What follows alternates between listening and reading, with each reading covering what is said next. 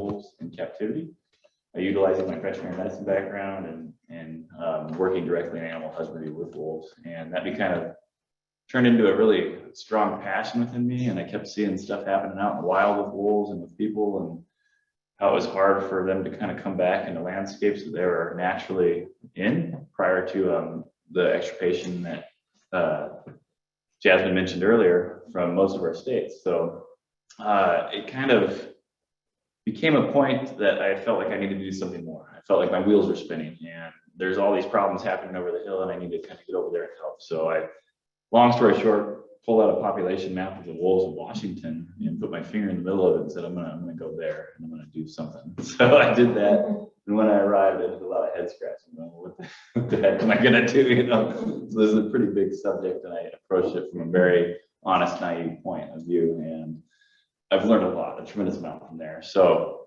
when I first started living over in wolf territory in Northeast Washington is where I currently live and where I run a small business. So that's what I've been doing for all my 30s so far.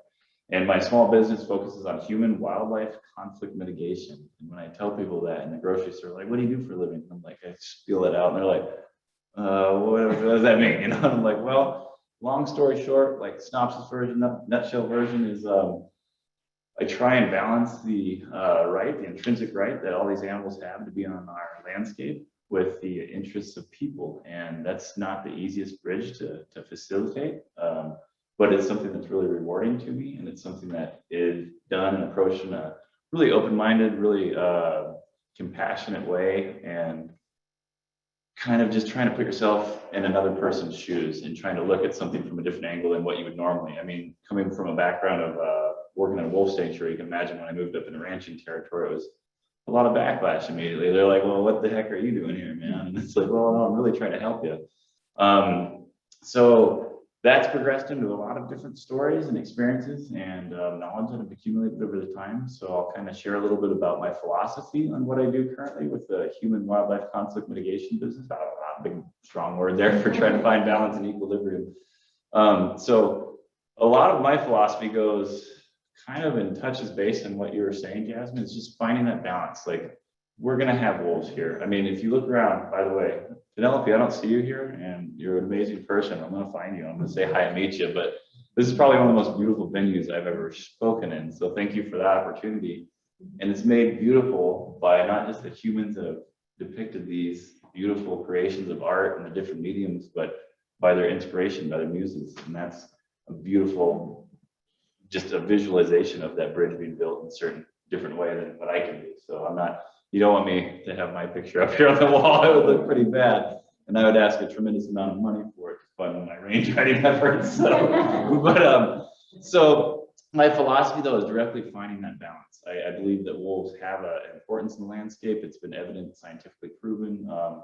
They help everything, like you said, from songbirds, the fish in the stream, to ourselves in many ways. I remember when I was working with wolves in captivity, I was asked one night, you know, what have you learned? It was an animal care Q&A, and there's 3 coworkers, myself included, up there, and they're like, you know, what have you learned the most out of working with wolves? And it was like, you know, the other answers from my coworkers were like, wow, they eat an intense amount of food, or wow, they're very loving and they run a very similar social hierarchy to humans, and that's an interesting, you know, an interesting trait that parallels humans. And I was like, man, I've learned more about myself than anything, to be truthful. When you're as close as you and I are with a wolf and there's nothing in between you learn quite a bit, whether it's in the wild, which I've had that experience as well, or in captivity.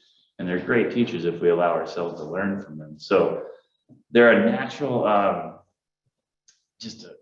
they're an exact example of an animal, I think, that's on the landscape that's going to help force, in a way, our perspective to change and to adapt to our ever-changing environment. And that's something that I really take to heart. It's something that's important. I mean, we're adapting and kind of going through an environment that's kind of going through some dramatic changes at an exponential rate. So we have to kind of change our game plan and our angle that we're going to live in this environment. And I think wolves have really shown us that we have to do that. You can see a huge amount of conflict with the ranching community and livestock producers with wolves. So that's when I went over there. I was like, well, I'm gonna do my best to help save wolves, and I've done that. And what I learned real quick though was the value of the culture that I'm living in now as well. When I went over there, I had a different mindset about the ranching community, and I was very ignorant in that perspective, and had not gained enough knowledge to really formulate an honest opinion. I was basing off of like, working in my 20s with wolves. I'm like, well, I don't know about this ranch. It seems like you're getting a lot of wolves killed. And it's like when you go over there and you actually have time to interact with these people, the ones that want, obviously that want this to work. There's obviously people on both ends of the spectrum that just don't want wolves or don't want ranching. And that's kind of both ends of the bell curve that I have to not work with as much and focus on the middle ground, that the people that actually want change and want solutions brought to the table. So once I realized that I have to help not just this culture survive, but help them improve and help them kind of be on that process of change themselves. They're having to adapt things differently, having wolves in the landscape, as you can imagine. So I learned real quick that there's a lot of value in that culture, and a lot of it's being, misportrayed in the media, just like other things. You go over there and it's like, oh, wolves are eating everything. You go on the west side, and I've spoken to a lot of, public outreach or meetings or like public meetings, wolf advisory group. And you can see how it's a lot of just disconnect. I learned real quick that the problem of wolves eating cattle is not truly the problem. And that's a very small slice of the pie that I actually work within. And most of it's actually the human dynamic and the human variable that you have to actually navigate. And that's the most tumultuous part about all of it. And I spend a lot of the time out in the mountains by myself, sometimes working in areas with grizzly bears, cougars, and wolves. And that's the most arduous part of it. So, I mean, that should say a lot right there. So kind of the philosophy that spawns from this is in 2012, I don't know if any of you know, but there was a pack called the Wedge Pack that was exterminated from Washington for a rancher. And I saw a situation that was a lose-lose-lose. I was like, wow, the wolves lost their life, rancher lost their livestock, and us as taxpayers paying an exorbitant amount of money to go in there and remove those wolves in a lethal manner. I was like, well, this isn't good. This is a lose-lose-lose. And whenever you have that kind of scenario, there's always room for improvement. So that's when I ignorantly put my finger in the middle of the map and moved that many miles, about 650 miles east and north. So, and then started to realize, wow, this is just a lot of it's a disconnect from the land, from the landscape. And having to have that apex predator back in the landscape is a big change to their everyday activities. So once I saw that and saw that the actual problem was definitely fixable and definitely addressable in a positive manner for everybody, it gave me a lot of motivation. And I was like, well, what the heck am I going to do? So I looked into range riding. I have veterinary medicine skills working with wolves, and then I'm a horse guy. I love horses. My buddy Griff is actually the namesake of my business, which is guarding the respective interests of predators and humans. So it worked out really well for an acronym too. And I'm an acronym geek, so it worked out well for me. But that title, that acronym alone says a lot, because I'm trying to basically guard both interests. I want the wolves in the landscape. I don't want the ranchers off the landscape.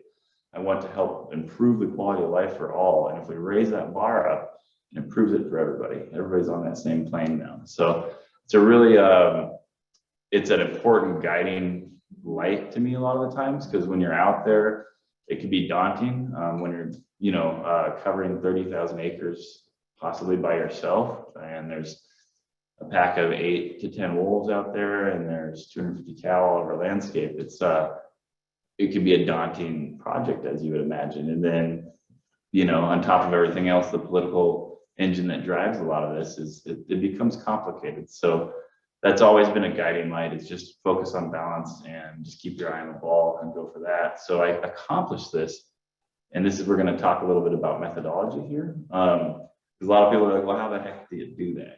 And it's like, well, it's not an easy job. And in the beginning, and it's still in its nascent stage, but in the beginning, there was no training manual. I was the first contracted state range rider in the state of Washington. So there was like, we'll just get out there and make sure that, no wolves eat those cattle. And I'm like, okay, this is going to be, I'm covering all this area, huh? I was like, wow, that's a big extensive place. And I got to figure out, how are you going to do that? So a lot of my daily activity, I get asked a lot, like, what's your normal 9 to 5? It's like, A, don't start at 9, don't end at 5. B, there is no normal. So it's a very varied job when done, in my opinion, correctly. And that's entails being on the landscape.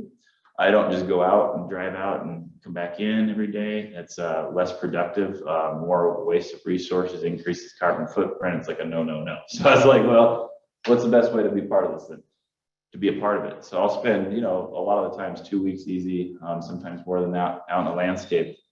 And that becomes basically a part of my life. I noticed that I start calling it home when I'm out in the woods. And I'm like, well, I got to go back home. And I'm like, man, I've been out here too long. I should probably go back to my actual home and sleep in my own bed for a while because I'm calling the campsite home. So but the whole point of that is that you're really injecting yourself in there to be a part of that landscape so I can see exactly what's going on through all hours out of the day. So during the day, a lot of the times I'm just assessing cattle health, their behavior. That's the first indication that something's wrong. Is that cows will start exhibiting a different behavior. They're starting to bawl or they're starting to scatter through the woods. And I'm like, well, what's that? Something's causing that. So let me go out there and assess and see what's actually going on and see if maybe I can act as a buffer, so to speak. So how you do that is you go and find out where the cows are during the day, find out why they're there, whether it's a forage attractant, a salt attractant, a water, source. Why are they here and what's bringing them here? And then I assess what kind of activity of predators and what kind of predators we have in the landscape. Each predator offers a different variable, but what I do actually does address a lot of the needs for all those predators. It's not just wolves that we're working with. That's what the social spotlight's on right now, as we can all imagine. So that was kind of the cougar biologist joke. They're like, I'm glad the wolves are here because I don't have to do this anymore. And it's like, oh, thanks, man. So that doesn't make it easier for any of us. But so I assess what kind of predators are out there, what their activity is on that landscape, what they're doing, how they're using it. And then you do the same with cattle. You can go, now that I have almost a decade of doing this, I can assess historically where they are. I mean, I was just asked to go on allotment before I had some time off. That would have been on the 14th. I hadn't ridden there in 6 years. I went to a historic trail that I cut sign on, and later that evening I had a pack form, a semicircle around me and start howling and interrupting in howls. And I've run with dogs, and I have 3 Dobermans, and they're just kind of like, yeah, some wolves, no big deal. And I was like, good boys, you know how to track them and you know how to be calm around them. Those are 2 really important variables that I need. So, but it was a really interesting feeling, you're out there in the wild, you have these wolves erupt in a howl, and then you have cattle out there too. So it's like, okay, we have to balance again all these interests. We can't just take one side of the coin and ignore the other. So a lot of my time is spent to prevent conflict directly between wolves and cattle. I'm active during the times that wolves are, and they're crepuscular animals. I don't know if you know what that term is, but diurnal, nocturnal, and then crepuscular. So they're active at dusk and dawn primarily. So I don't sleep well. Let's put it that way. I'm out in the woods a lot, not sleeping riding a horse. They wear their headlamps, I wear my headlamps. It's a scene, So, but anyways, so I overlap basically my activity over the areas that cattle are on during the times that wolves are most active. So does that kind of make sense a little bit? So I'm out there when the wolves are like, well, what should we do? They're like any of us. They're just animals and they follow the path of least resistance. So they're going to go for the easiest bang for the buck, so to speak. They're risk to gain, they're basically risk to gain masters. They know how to gauge that and go, okay, what do I get out of this? And what do I risk out of this? So what my job is to basically stack up that risk to the point that gain is not worth it. They're like, well, every time I come in this herd of these cows, this big funky dude with weird looking hair comes out of his horse and chases me. So they associate really quick, like I don't look at those cows as a food source. And if you can prevent them from ever learning that behavior, you can have a successful coexistence. You got wolves overlapping right through a cattle herd. And it's just, I mean, we've got videos of it. The cows are like, that's a wolf, okay, no big deal. But if left to their own devices on these big landscapes, and it's a new food source, we have to realize that we've put out there on the landscape. So if we don't address that and do this range riding, this new thing, then I'm like, well, no, it's actually just used to be called cowboys. And that's what they would do. Now the difference is instead of taking my rifle out to shoot that animal, I'm going to take maybe some rubber bullets out and shoot that animal in the butt, or I'm going to just approach that animal and basically always, so I can digress into a lot of things and I get really passionate about it, so I'm sorry, but when you're hazing these animals, basically when I'm trying to associate and use aversive conditioning to associate livestock with a negative response, like if I go in there and get chased. So I never want to, it's kind of like what you're talking about, Jasmine, with a relationship with humor or something. You never want to be like, I have to scream at you every time I want to talk to you. You don't start like that. You want to start with the goal that you're intending to do. So I want to talk to you in a nice, soft manner, get your attention like that. Maybe we can engage. And I don't have to elevate. So the first time I see a wolf, let's say in a cow herd, I'll just walk towards them, whether I'm on a horse or by myself. My dogs will be with me, and that's usually enough to like, what? See, is it us? Is he looking at us? And I'm out. I'm like, all right, so that's enough. If they come back, then maybe I will chase them this time, and maybe I will keep that pursuit longer.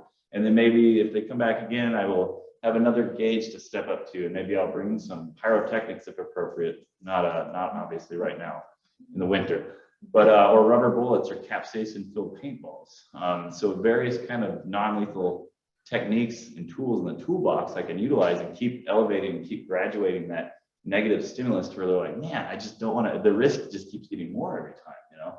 And it's not so dramatic to where we're killing them. And I mean, I went to a talk once, it was in Montana, and there was a biologist that I was flabbergasted that said this. They're like, we've noticed that if we would lethally remove a pack, that they won't actually repeat depredating for the next 2 years. And I was like, yeah, that's like, if I kill a burglar, they're never going to come to my house again. You know, it's like, that's a moot point, you know? So my whole goal is to basically condition these animals to, and I've seen it done, and it's really a powerful moment for me, and that's the most rewarding thing, is to have that rancher say, well, I don't want those wolves out of here.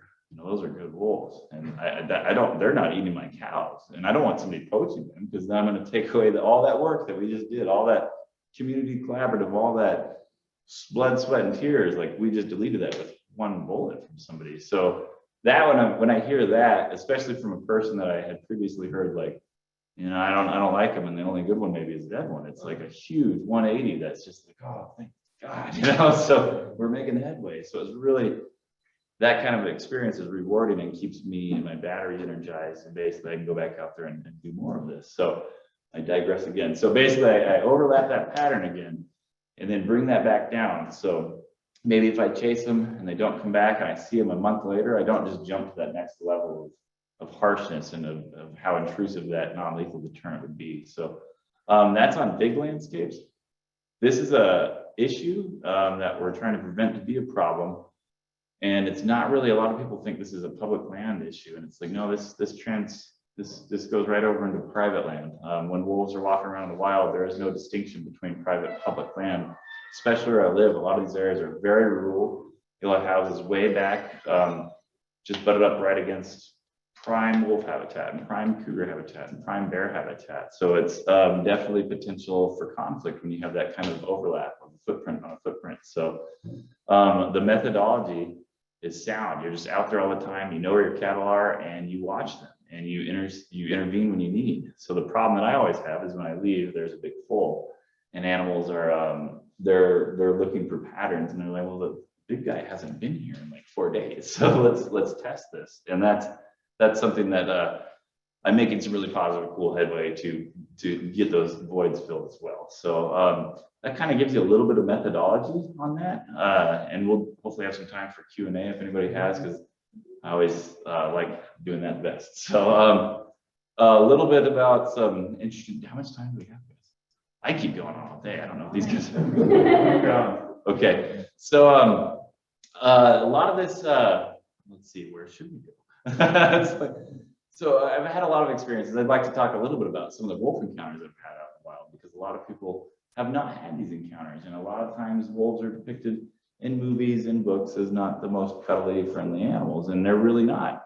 And they're not demonic beings either. They're a wild animal, and that's something that I try and stress in all my public education talks, is like, this is an animal that's just wild. They're just trying to do and live like you and I would. So if we figure out what they need and how to balance that with your interests, we can live right in the same landscape. I just had a long day yesterday, but a really rewarding talk with the rancher last night that was just mind-blowing of how progressively minded this gentleman is and how he's just getting ahead of the ball. And it was like so amazing. I mean, I've been working with this guy for a while, and we've gone from old practices like I used to, when I had a carcass, a cow would die of natural causes, let's say, and I'll just kind of take it out of the boneyard, which is just a portion of my property off in the back 40, and just leave it. And now we've progressed now to, well, we don't want to leave it tracked into the landscape, because that little fence line, they're going to go, well, I'm just going to hop over and see what one of those guys tastes like when I actually chase them down and get them. And that's not a very far leap. So now we've started doing that and started pulling carcasses. It's a sanitation effect is what that's called. Remove any and all possible attractants so that that gain isn't there even, you know. So then the risk is already higher than the gain. If there's nothing there for them to go, I'm just going to keep walking and go along. So, but some of the experiences I've had, I've been all over the place there. But like one story was really pretty interesting. It was when I first started, it was probably 2012, 2013. And I had different dogs with me at that time. And I kept hearing people complain about, you know, I don't feel safe out in the mountains, and especially with my dog. I feel like, you know, I can't let them off leash and I can't just recreate normally. And I was like, well, there is a potential problem for that. I mean, wolves are highly territorial. They're very territorial against other canids. Your dog's a canid, and if they're out walking unleashed, that might lead to a potential conflict. So I started bringing my dog out and recreating in my own time in wolf heavy activity areas, and just to prove like, hey, this is possible. Like, we don't have to stop recreating or stop our life goals or stop our interests just because they're out there. And so I'm bringing my dog out. We have this tent set up out in the middle of kind of just nowhere, really. It's really far away from kind of any civilization. There's some roads there, but I mean, not close to anybody for help or anything like that. So we're sleeping there. Excuse me. And in the morning, my dog's name was Kit, and we're kind of like laying there, and he shoots up into this erect sitting position. He's like, and he's tracing something that his highly attuned senses are in tune with, and I'm not. I'm like, what do you hear, buddy? And he's like, shut up. I was like, okay. And a couple seconds go by, I unzip the tent. I don't see any animals there, but about 20 feet from our tent entry, there's a big pile of wolf scat that's literally still steaming. It's like, oh, wow, that's what you're hearing, is a wolf just came right by the front of our tent and said, this is yours and the rest is mine. And I put a little calling card. It wasn't like a mint on a pillow, but it, you know, it was very telling. I was like, okay. So I go out and I had some, if anybody knows what telemetry gear is, there's an omnidirectional antenna which will detect telemetry omnidirectional, so all directions. And then there's a directional antenna where you can actually pinpoint in the funnel, like where that radio collar is. When these animals wear radio collars, they emit a VHF signal, and you can kind of get a pinpoint on them. So I walk over, oops. I walk over, you got to get the pole here, I guess. So I walk over to that file, and I'm like, flip on my receiver, and it's like beep, beep, beep, beep. And I'm like, okay, Kit, well, he's right in the bushes over here. So we walk over to the bushes. There's a little creek between like where the animal's located, because I have that directional antenna in our current position. And the thing's just screaming at me because it'll emit a louder noise when it's closer. It'll be really faint. If it's really far away, it'll be really audible if it's really close. And it's like, beep, beep, I'm right here. And I was like, okay, he's right there. And I was like, all right, buddy, because part of my job is to condition these animals. And one of the things I don't want to have them do is just stand in front of a person and be like, well, what are you doing? You know, because that might be potentially dangerous to the person, the wolf, and a lot of people, unfortunately, will want to shoot that animal. So I'm like, I don't want you to have any time to think. When you see a person, it's for the best and the betterment of people and you to get the heck out of there. So I'm like, come on, kid. And we jumped the creek, and that wolf was like, shot down the road quite a ways. Didn't see him for a while. So I think he was very nervous about me talking to him about that whole pooping near my tent thing. So I was like, we got to have a discussion about this, buddy. You can't be getting too close to people. So that was a pretty interesting event. And then there was another one that I thought was pretty interesting. I was going from at first it was just my horse and I, Griff, you know. So we're going and we're working multiple allotments a day. So we're running ourselves ragged. I remember one picture I have of Griff and his eyeballs were sweating. And I was like, oh my God, my buddy, I've been asking you a lot for this cause that we believe in. And he's like, yeah, but we need a buddy. So part of our mission, and I don't want to get too far into that, but it's something that's dear to my heart, is Griff was a slaughter-bound horse.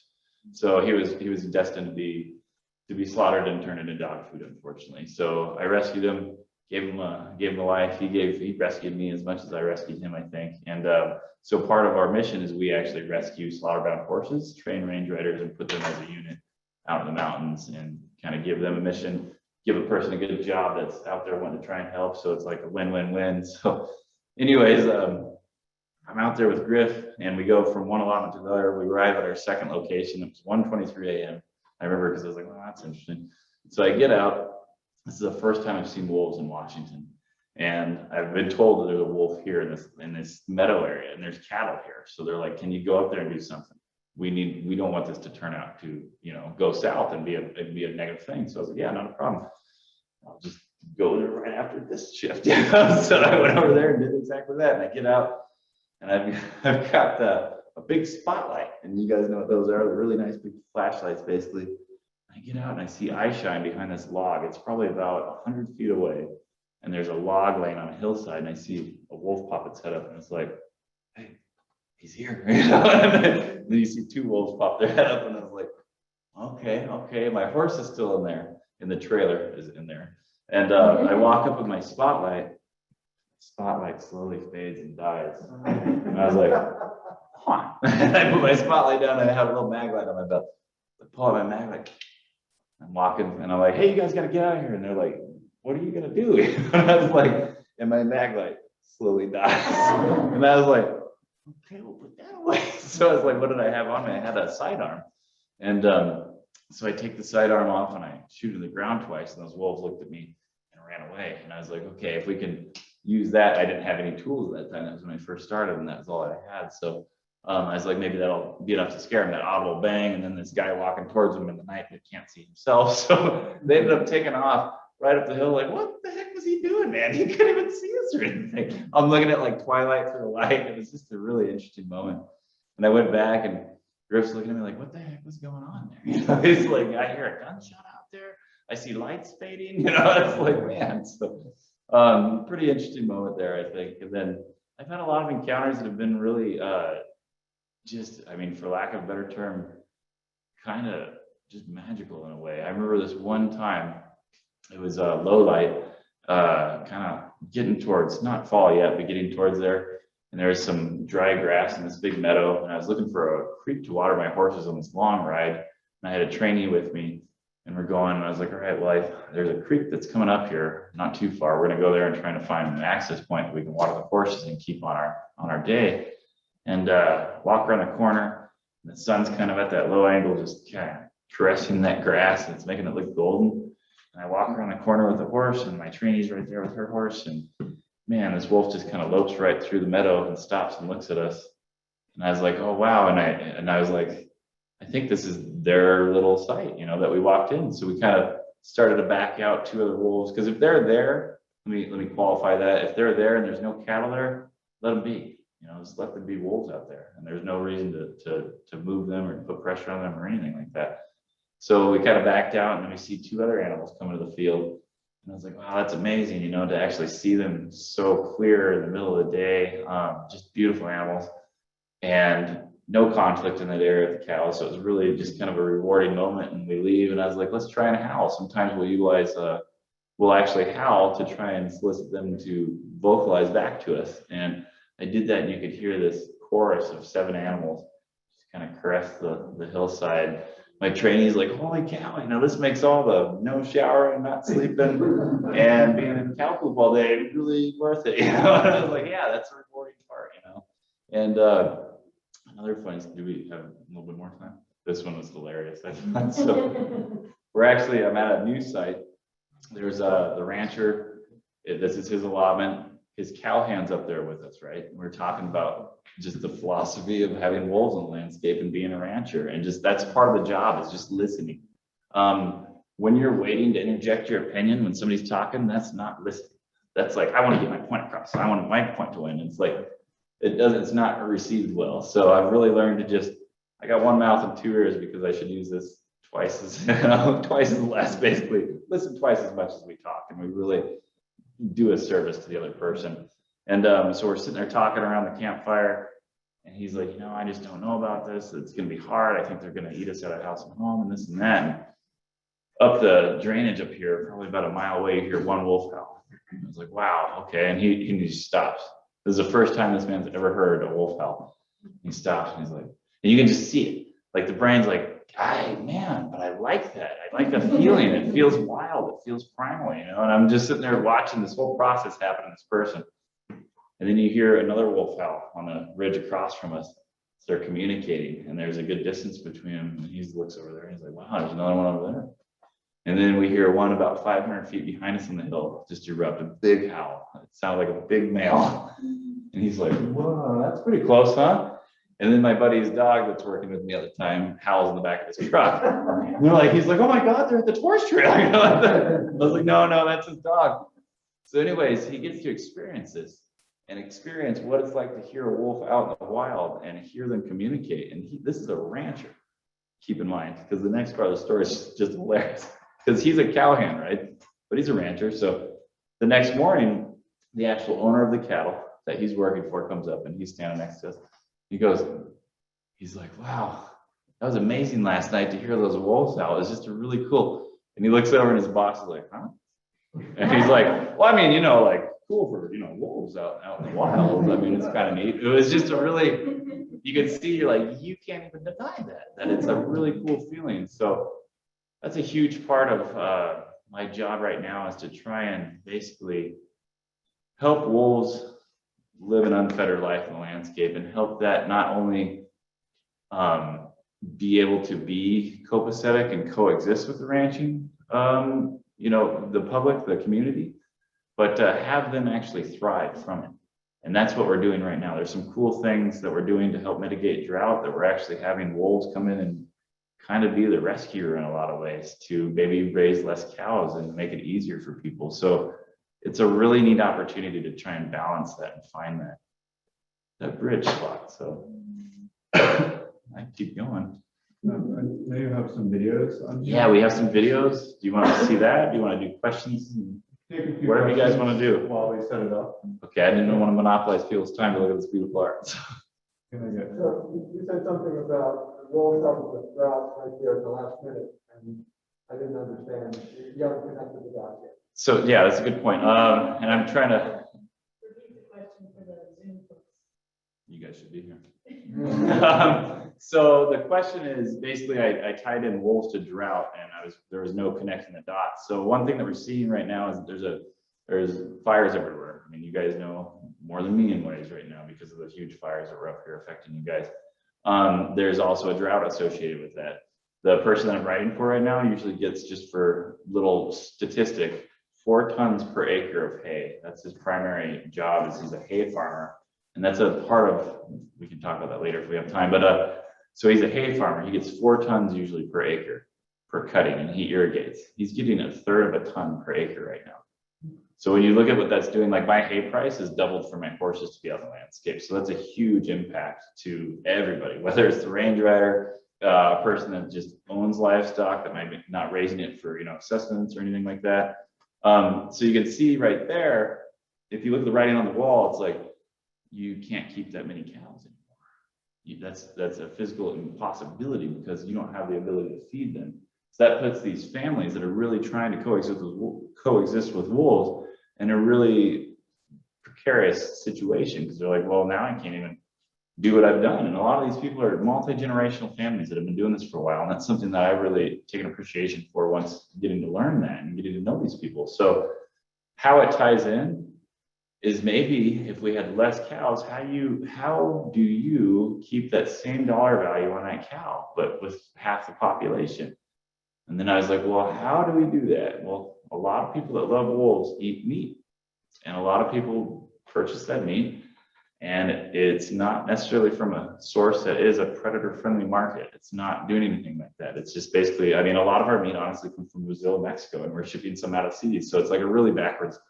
It's like when I see logging trucks pass each other, I'm like, you just brought logs from there and you bring it, okay, whatever. It's the same mentality. And I'm like, why don't we cut all that out, make it less carbon footprint, make it more economically viable for the rancher, and make wolves be the reason, and allow them to be on the landscape, and then have that basically pay for itself by having a predator-friendly meat market. So now that cow that maybe used to be, let's say, $2 a pound, we can cut that herd down, maybe make it $3.50, make it a price that's still economically viable for the consumer, but yet it's basically paying for wolves to be protected on that landscape. So it's a pretty neat way that drought's coming. It's going to happen. How do we kind of make that a better transition for everybody? So that kind of answer your questions. Cool.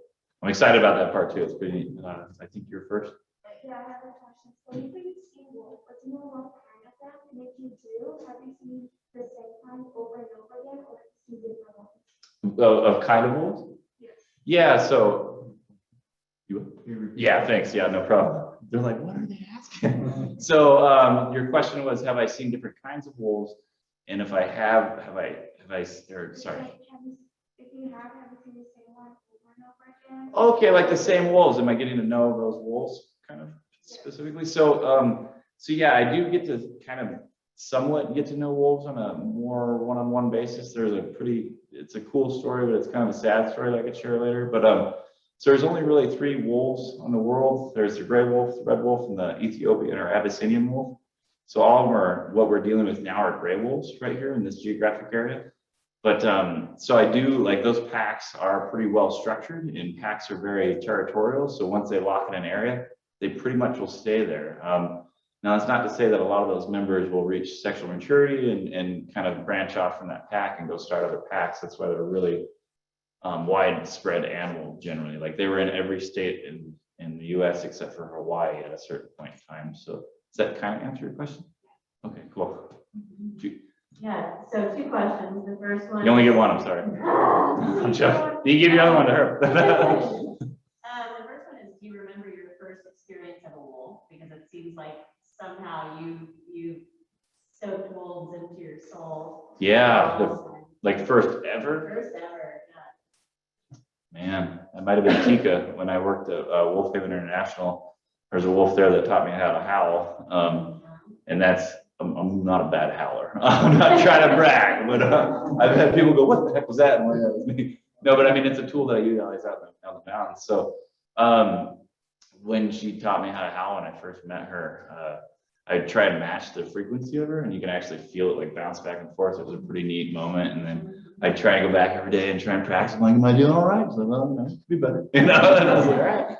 It was funny, actually, speaking of wolf howls, there's a gentleman that did a study there and recorded individual howls of everyone and put it on like a spectrograph kind of almost, and found out what they were doing. And every wolf that howls reached an F sharp at some point in their howl, and every wolf has a unique howl. It was really interesting, but there's a point where it drops, and I was like, anyways, a little side note. But question number 2, I guess. All right.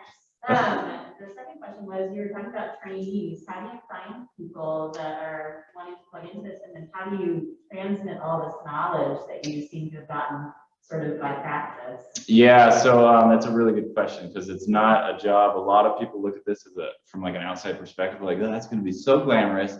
We're right off in the sunset. You know, it's like none. It's like that. You know, it's like I'm up all the time. You have no sleep schedule. Your diet's way off. You don't stay home forever, and it's not a really well-paying job when you actually do it right. Most of your money goes back into the process. So I have found some. And it's a really rewarding feeling to find that person. And then I mean, I don't know how you find them. I just kind of, when I'm going along through my life, I'm just like, wait, you've expressed interest in something that might be aligned or parallel with what I'm trying to do and can maybe mesh right in. Let's talk about it. And that's how I've gotten like basically 3 of my solid core people, but can't fund them on a regular basis. That makes it hard to keep the job. So with those people, there has to be a want enough to really learn this, and that usually involves some volunteering time. That's how I've started a lot of it, you know, and I still do a lot of volunteering my time. So once you get past that, I think it's a matter of just come out and start learning. You know, we're going to start learning about tracking. We're going to start learning about low stress livestock now. We're going to start learning about livestock behavior. We're going to start learning about how to navigate safely in the mountains, because that's its whole, I mean, each one of these aspects are such a big block of this that you're like, wow, this is a lot, you know, so you don't want to just be like, well, get on out there, you know, that's not the way we want to do it. So is that kind of answer? Cool. Well, yep. Choose for her, I don't know. Go ahead, Angie. No, you're good. I'm not good at that. I'm like, whoever raises it first. What places did you visit, like, where you saw these wolves?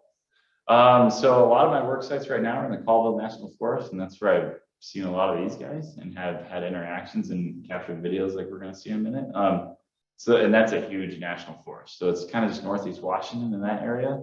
And then when I was working with them in captivity, I was privileged enough and honored enough to be able to see them on a regular basis. So is that kind of cool? Shoot, sir. Well, I have a wolf behavior question. I was sea kayaking on the west coast of Vancouver. Oh, cool. And I saw a wolf like a half mile down the beach, and I just walked right towards me. And then I got to like, let's say 150 feet away. And at that point, I was by myself, I wanted to make sure it saw me. Yeah, So I did something, I can't remember what made some kind of. you did or he? I did. Okay, And then it stopped and squatted while it was staring at me. and peed? Yeah. Yeah, What was it saying? is the line, buddy. Was it? Yeah, it depends on what you were near. What time of year was it? Summer. Summer, was it specifically like June maybe? No, probably August. August, so it's probably not a rendezvous site necessarily. So a lot of times when you even just get, so wolves have a den site. That's where they have their pups. That's where the mother will feed their pups, and then they actually will take that out and form a rendezvous site, which is usually the first place that pups will be introduced to like solid foods. The other pack members will go make a kill, come up and regurgitate it for the animal. So if you're close to that during those times, I would say it's probably that. But they also have just other sites like I found just last weekend. It's not a rendezvous, not a den, but this is like a nice little spot that I can live, me and my family, and there's enough prey base up here that I can feed on, and there's enough water source. So it could have just been from what you're describing there, it's like, this is my spot, just so you know. And then, okay, you saw that, right? And then it walks away. So yeah, I mean, that's a good interaction there. You said, hey, I'm right here. Wolf was like, all right, I see you. I'm gonna kind of tell you where my safety boundary is. And then I'm assuming that you weren't like, well, let's go check it out. So yeah, is that kind of answer? Yeah. Well, yeah, there's a lot of that. Their behavior is very interesting to me and very, I don't know, it's just amazing to watch that stuff. So I don't get enough time now to do that because my job is to scare them away. So it's kind of a weird mix, but anybody else? Oh, you keep asking. So have you ever seen like any wolf cubs or like have you seen them play around? Like pups and stuff? Yeah, so we call those guys pups, and I haven't seen them in the wild. I've seen them a lot in captivity. The facility that I worked at was 1 in 3 pre-lease facilities for the Mexican gray wolf. And so we had a lot of pup interaction there, not interaction necessarily in the sense of like interacting with them, because we actually had to use aversive conditioning to really kind of run that home to like, hey, humans are bad, don't get around them. Basically, we wanted them to really have that reinforced in their mind before any potential release. So, but the Red Wolf SSP program, which is the Species Survival Plan, that facility was a part of it too, and I worked a lot with those guys and had a lot of interactions with pups, having to weigh them and having to administer medication and stuff. So cute little buggers about the size of a tin can. So, yeah. Anybody else? If you have other, yeah. Is this too small of a space for you to show us what a house? I can do that. I don't know about you guys on that. I can if you guys want. Is that, yeah? Okay. Now I feel like I better really be good on my owl. Let's see. You trying to mute it? You want to mute it? No, you're good. I'm turning up the volume. Okay, well, you guys are gonna have a good time. So a lot of times we'll utilize these just to talk about why I'm acting a fool up here. No, but it's an actual tool. I mean, they'll want to respond, and if you're a pretty proficient howler, they'll actually respond a few times. They're like, wait a second, Eddie, was that a human? It's like, wait a second. So let's see if I can do it. Probably need to drink water, but I'll try.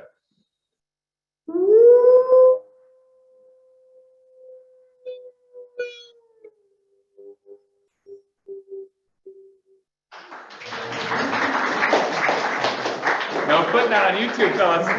Like, don't want a lot of hits on that. So, but yeah, that was Tika's doing. So that first wolf that I ever really interacted with. So, but was that okay? I'm not good at cats. You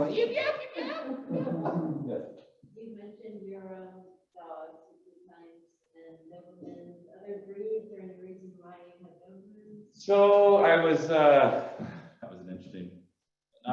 So I had lads before. I call them lads, and I remember the podcast that Chris was like, "Why lads?" And I was like, "Little ass Dobermans. They're little lads. They're little puppies. And they're gonna be large dogs, so or long distance automated deterrence." So a couple years ago, I had a previous dog who passed away at 16. And it took me about a year and a half. He was a large breed dog, good buddy. Anyways, he was one of 3 brothers, and I needed some time before I went out there again and had another dog in my life. So I started researching breeds, and I wanted to maybe start a breed specific to what I was doing, range riding. And I was like, okay. And I went through, I remember being sick out in the field, working my butt off in like 10, 12-hour days, going back to my tent at night.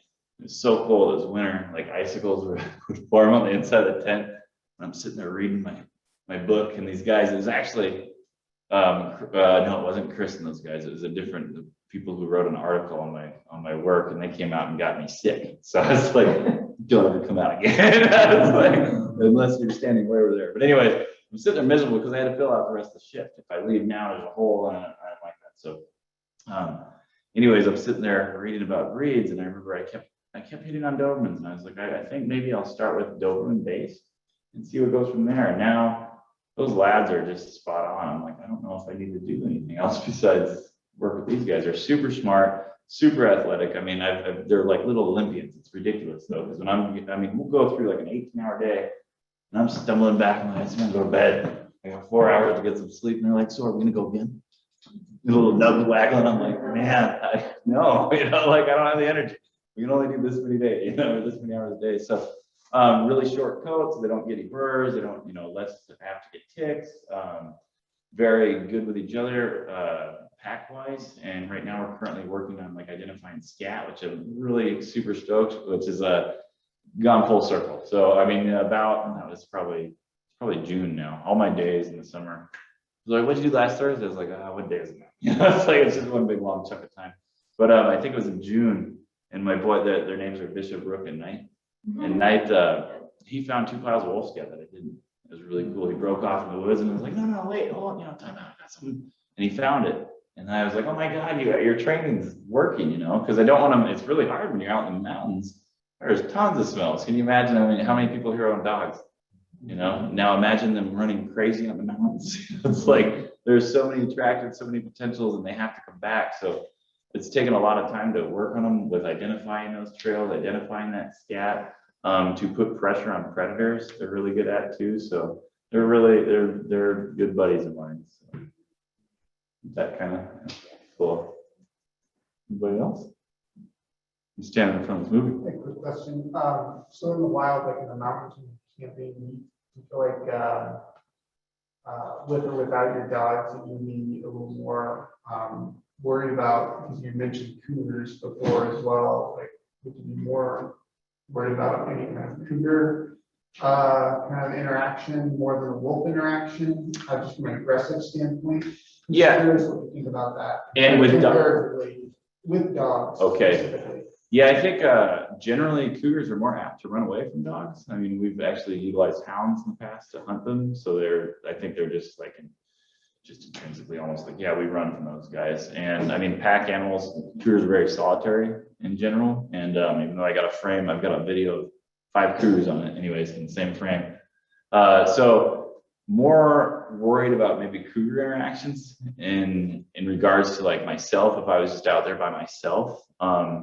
Wolves are very, and that's kind of here there. I should qualify that with like if it's a really old Tom or a very novice young cougar, you might have a negative interaction. I think more than with wolves personally, and we've seen that. We've seen many more interactions negatively that happen with cougars and wolves. And wolves, though, with dogs in particular, they can be unattractive, especially during breeding season. These animals breed in February and have their pups like late April, early May.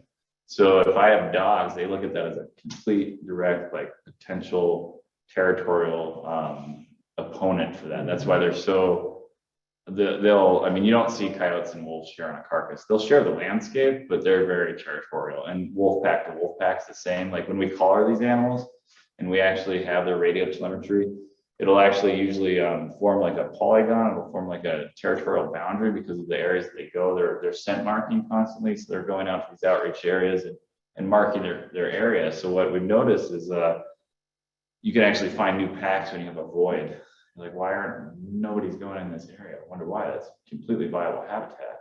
That might be because there's another pack in there, and that's because of how territorial they are. So a little higher propensity to have a negative interaction maybe with dogs out there, especially certain times. Like there was a little another little funny story real quick. There's a gentleman over in the area that I work in Monterey County.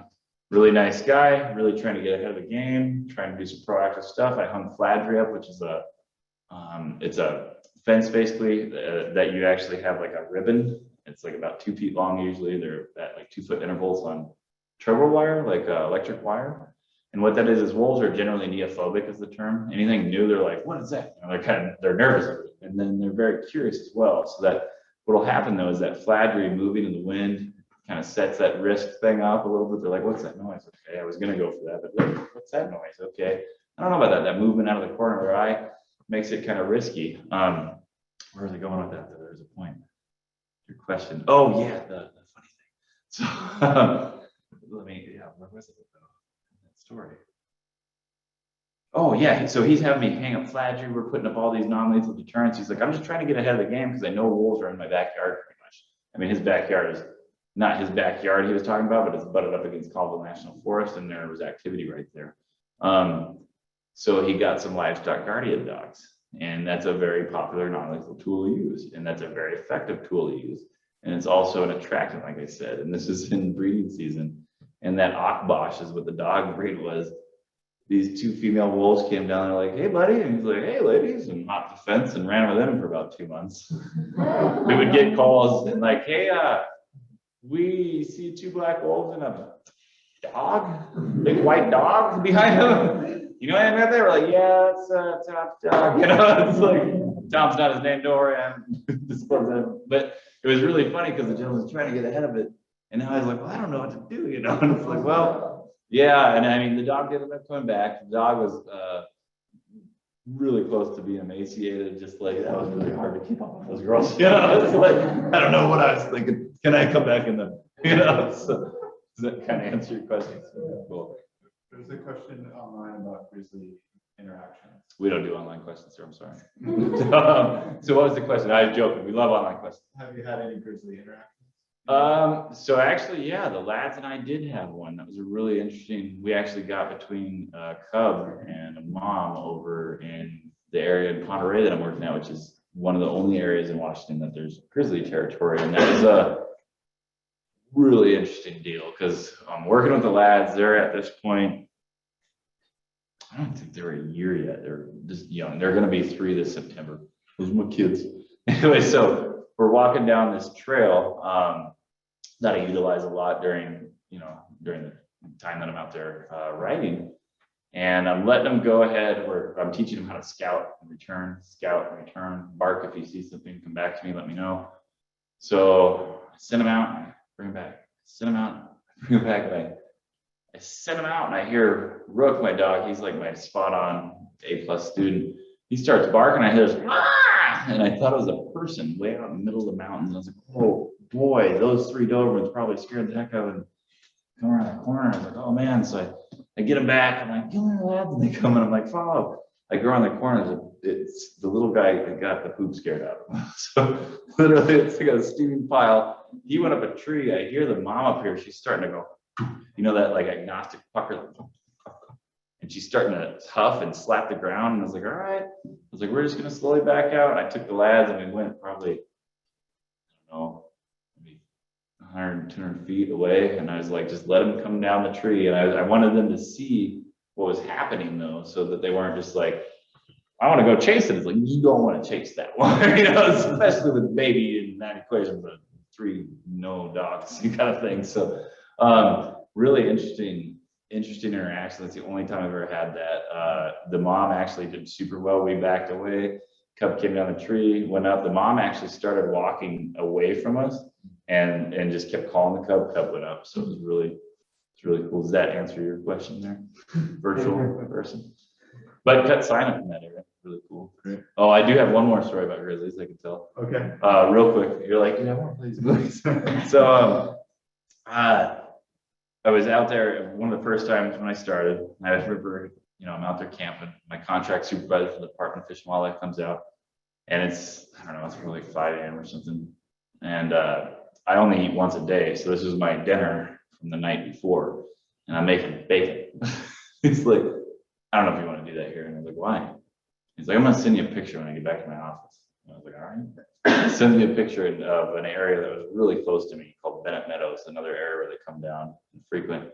And it's a sow and like 2 cubs. And it's like literally like to the other side of the street from where so it's like, yeah, we're going to salads. I think we're going to do salads and no bacon out here. You know, it's like we don't want to be calling those guys in. And I had no experience with grizzlies prior to that, except for working with them at park and stuff, volunteering some time there. So yeah. Thank you guys for listening. Appreciate your time.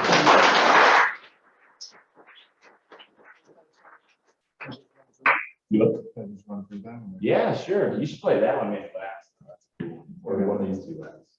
Let me get it play.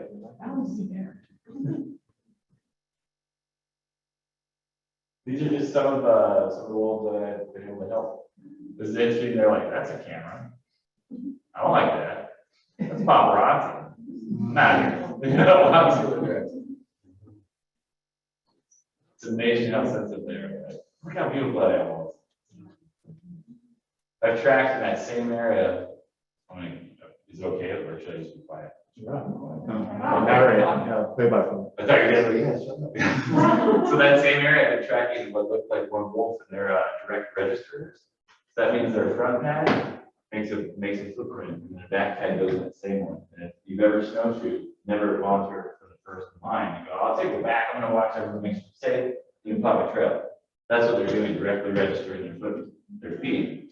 What's interesting is they'll do that in a group. So you'll be following one, and it was like perfectly laid in. Like each pad was like, I just put my hand like that, and the next one.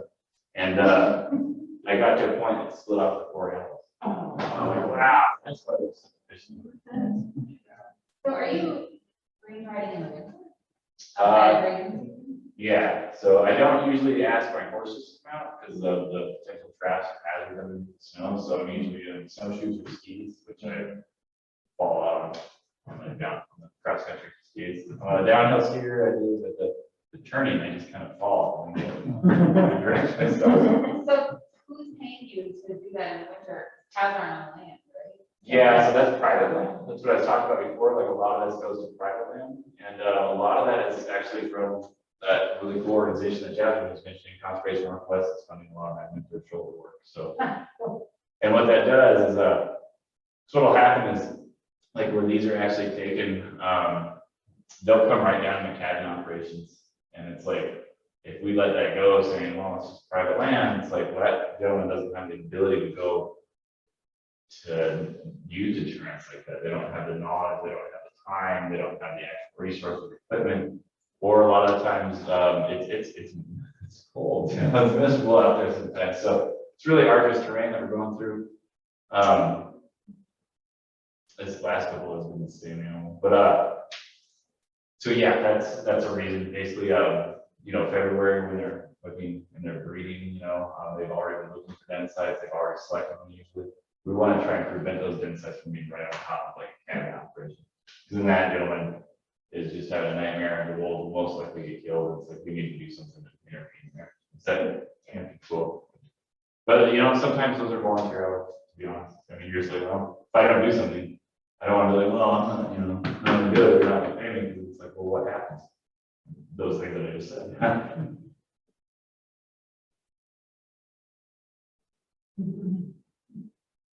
This one, I don't know. He was like, kind of, he's like, yeah, cameras. But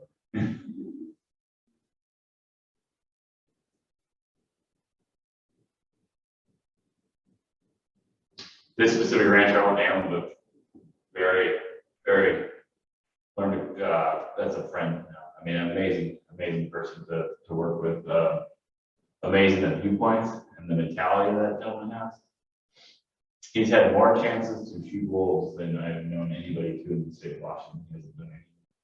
He's been out feeding his animals, had 3 explosive javelins to me, looking at them like, wow. You know what his remark was? They sure are beautiful. He's called me before, and I can see him because I know his property real well. I mean, I've been in his house, we've had lots of discussions. I know his floor plan in his home, and he's standing in his kitchen window. The gang was like 5 a.m. because I leave my door open, so to speak. You call me whenever you want. It's 2 a.m. and you have a problem, give me a call. A lot of the times they're like, there's nobody to call. You know, Fish and Wildlife ends at 5, and we'll start working at 5 and go till 9. So this is a cool one. I'll finish that other story in segment 5. I like this because it was a long shot. I ended up getting to go down the whole road. And I was like, wolf recovery is a long road. That's a good metaphor. That's it. That's who I'm working with now. You can actually see him now. Oh, did he actually? No, he keeps going. What's funny is after that, before I pulled this camera, my dog was right. They're like, whoa, there's good job. So, anyways, gentleman calls me standing in his kitchen window, and he's got a pretty good sized ranch. He's one of the biggest ranchers in Northeast Washington. It's a private producer, sorry. But I don't need to crowd you. So he's drinking his coffee, and he's like, "Damn, your dogs are in my front yard." And I'm like, "What?" He's like, and he calls them wolves dogs, and he calls them mine. So he's like, "All right, well, I'll be there in about a half an hour, Jerry." What are wolf numbers like? How have you noticed them change over the last decade in your area? It fluctuates due to natural causes. We've had a lot of work. Just today we were in the state of Washington. Yeah. So leave that on Debbie guy. So numbers do fluctuate quite a bit. A lot of these facts that are in the heart of areas.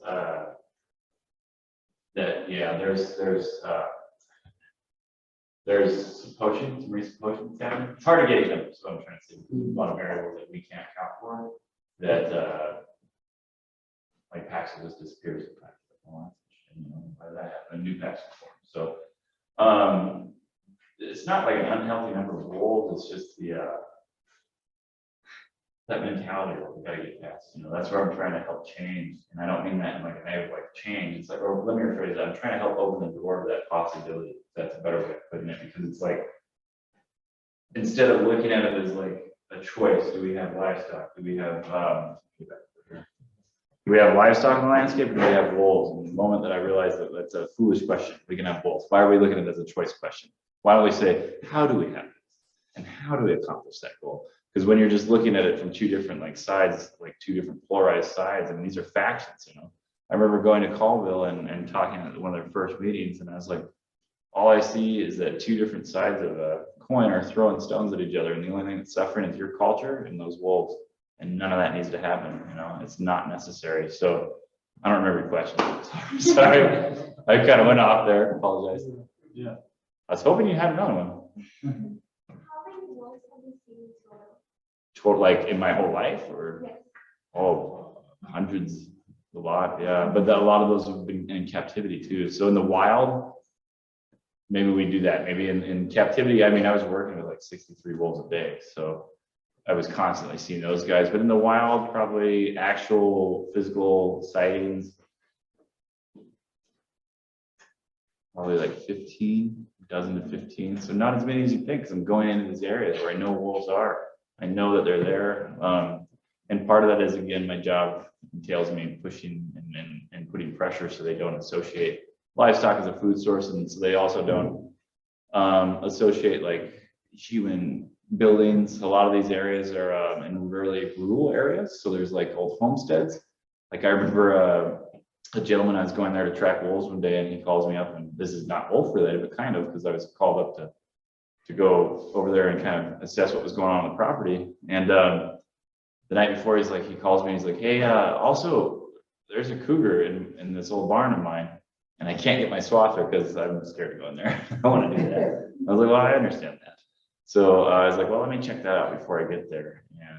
And I went there and had a cool interaction with cougars. But a lot of that, I guess what I'm saying is like, I'm going to these areas and you just don't, the vegetation in Washington, it's so thick. It's such a dense forest that we're running in that I've had wolves literally howl like where that plant sculpture is, and I can't physically see them, but I know they're there. So it kind of diminishes that number. It makes it like, well, why aren't you seeing them any? But the actual sighting is probably like 12, 15. So I don't know who rose it first. You want to do hey, rock scissors at the point? Go for it. When you said that today there had been 2 wolves, why do wolves have to be a native vegetarian? What do they do? A, they don't have to be. B, that's a management tactic that they're utilizing, I think, by, I don't know exactly why. I think that it's not the best way to manage wolves, in my opinion. I think if we did a lot more proactive non-lethals, that we'd actually have a lot less lethal removal required. But the whole principle behind lethal removal, maybe I should address that, is to augment their behavior by removing a pack member or reduce the caloric intake, which is, in my opinion, not the best way to go against that. Because let's say there's 5 of us, and I mean, wolves aren't as successful at hunting as a lot of people think. Like 9 times out of 10, like 90%, they're not successful as hunters. So when they do make a kill, they consume a lot. So they go a long period of time without food and they eat a lot. So what happens is it's sanitation effect in herds. So what they'll do is they'll push a herd, find the weakest or slowest one, and remove that number from that herd. Usually is how they hunt. That's what they do. Like a bear will overpower, a cougar will ambush, a wolf is like, I'm a marathon runner, I'll put it on the sneaks and we're gonna go. You know, and that's how they do it. So they're taking the path of least resistance, like we've talked about before a little bit. So once they learn that cattle are a viable prey source, that is the least resistance at that point. So when we remove an animal from that pack lethally, they're not going to go, oh, well, we probably should go chase the deer now, because that makes more sense, because they're a lot faster, a lot more proficient at navigating those woods. So it really doesn't produce the wanted result of augmenting that behavior, in my opinion. And I think that it's not just my opinion, and I'm not trying to get on the soapbox. I just, when you cyclically see that that's what we're doing, that's not okay. And there's a better way to solve that. And a lot of that that's a management tactic, but there's also, and I'm just going to be honest, there's a not the best application of non-lethals as well, if that makes sense. So non-lethal tools to mitigate conflict aren't being applied in the best manner possible, in my opinion, without getting too far into that subject. So I don't think they need to be. I think it's a tool that we should always keep in the toolbox, keep in mind. And that's a person that loves wolves and loves this culture. So it's like, I think we should always have all the tools in the toolbox, but maybe, don't pull it out as often as possible and use the other tools to really prevent that from being needed in the first place. Does that answer? Cool. Yeah, no, thank you for asking. That's a good question. Have you ever tried to tame a wolf? To tame one?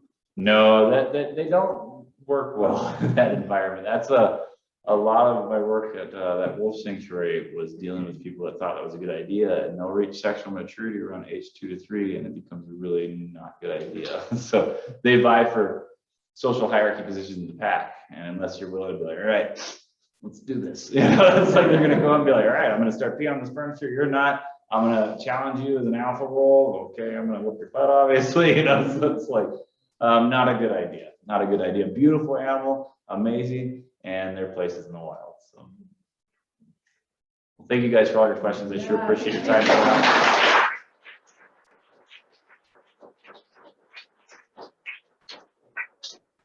Thank you so much, Daniel. That was amazing. Oh, good. I was like, I'm sorry, guys. That wasn't. No, I was enthralled, and I loved hearing the stories from the field. And again, I just wanted to thank everyone for coming out tonight, and the Confluence Gallery, Kavia, and for her excellent leadership. Please feel free to stick around for a few more minutes and look at the art. And if you're online, you can go to the Confluence Gallery's website, and any art purchased tonight, we are going to get double the normal proceeds that we get. So tonight is a really good night to buy art. Yeah, and so thank you so much for coming. And if you're not familiar with Meadow Valley Citizens Council, we invite you to become more familiar with us. We've got our newsletter, our summer newsletter is out on the table as you walk out. So feel free to grab a copy and be in touch and spread the word. We have more wildlife talks coming up. They're going to be every Thursday. And the next one, I believe, is David Lucas. Birdsong. That's going to be amazing as well. And we'll continue with this format where we're going to limit in-person attendance, but make it open to folks online to watch from the comfort and safety of their own home. So everyone, have a good drive home, and thanks again for coming, and thanks to everybody online for tuning in. We'll see you next week.